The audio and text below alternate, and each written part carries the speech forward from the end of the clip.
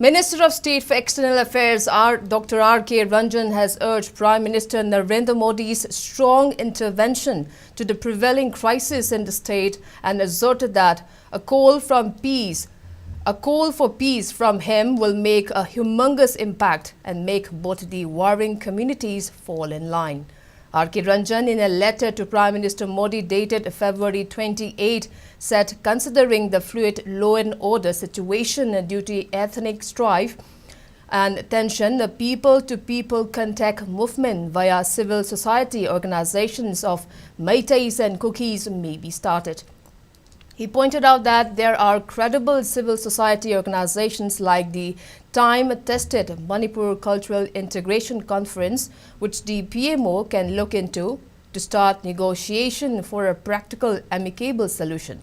He added that only people-to-people communication and understanding will resolve the issue and not arms and bullets. He further lamented that a handful of armed groups and wrongly motivated scoundrels are allegedly allowing it to happen. R.K. Ranjan also mentioned the Union Home Minister's announcement for suspension of free movement regime, that is FMR, between India and Myanmar at the border and implementation of CAA before the general election.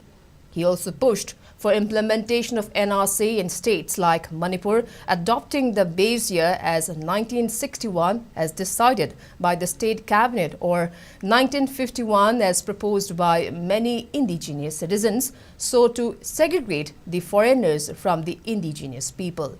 He expressed concern that the unpleasant scenario will linger for long if a firm approach is not taken at the earliest.